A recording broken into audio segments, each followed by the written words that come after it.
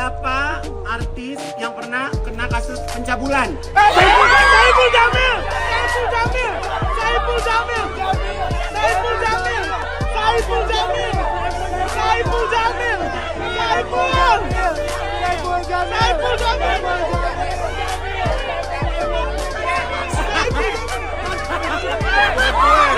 Ada orangnya.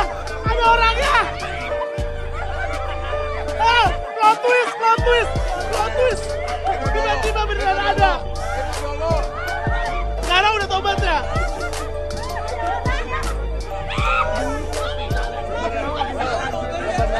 Sebenarnya bukan pencabulan, penghisapan. Sabar.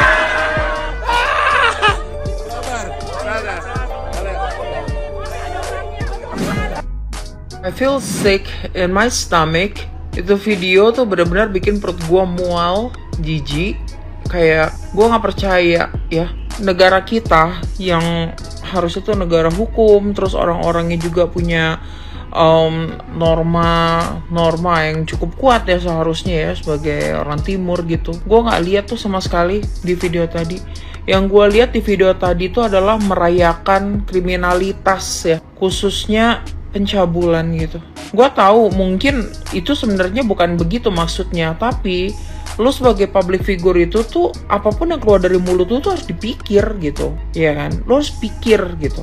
Apa dampaknya kalau orang-orang yang pernah kena atau menjadi korban pencabulan denger tadi gitu, ya kan? Lu jadikan kriminalitas tentang pencabulan itu sebagai jokes. Yang paling parahnya lagi, si orang yang pernah tersandung kasus pencabulan itu ngejawab juga dengan enteng, dengan tanpa ada rasa bersalah, tanpa dosa gitu. Lu bilang secara spesifik gitu apa yang terjadi as a jokes. Wow. Dan orang-orang yang ada di sana yang ngumpul, gue yakin tuh para wartawan ataupun juga public figure lainnya, you laugh at it? Kalian ketawa? Is it funny to you? Lucu kah? Di bagian mana lucunya? Hanya cuman karena demi dapat berapa 100.000? Come on. Gue nggak habis pikir guys. Orang-orang yang pernah jadi korban pencabulan ngelihat video tadi, they will sick in their stomach, you know. Mereka tuh bakal rasa mual. Tolonglah, ini bukan bahan bercandaan yang kayak gini-gini. Dan gue lihat orang-orang banyak yang ngebelain si SJ ya, bilangnya oh dia bagusnya nggak berperan. Hey, bukan itu intinya. It's not a jokes ya. Sebenarnya bukan pencabulan, itu cuma penghisapan. Terus habis itu orang-orang yang ada di situ pada ketawa.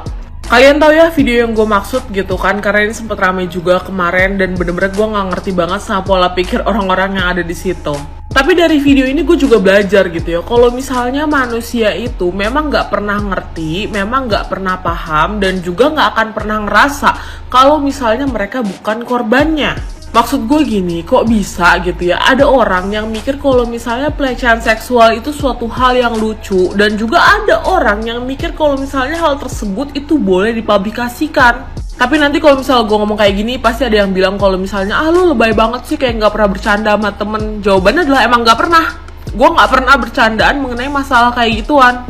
Itu yang pertama. Terus habis itu yang kedua gitu ya, apakah lu sebagai manusia normal gitu ya ngelihat kalau misalnya ada korban, dimana korban ini juga anak kecil gitu kan, di bawah umur, itu wajar buat dipublikasikan, diketawain gitu rame-rame. Gimana perasaan keluarga korban? Gimana perasaan korban? Menurut gue orang-orang yang kayak itu ngerasa kalau misalnya mereka udah punya semuanya gitu kan, mereka udah besar, dan juga kayak apa sih, masyarakat juga nggak akan ngaruh apapun gitu loh, apapun yang dilakukan oleh masyarakat tuh nggak akan mempengaruhi karir mereka.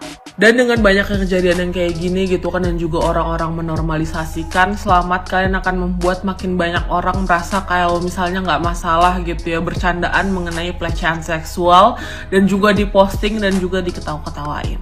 Beneran gak sabar deh dengan Indonesia emas gitu kan, 2030, 2040, pengen deh jadi bagian dari itu juga.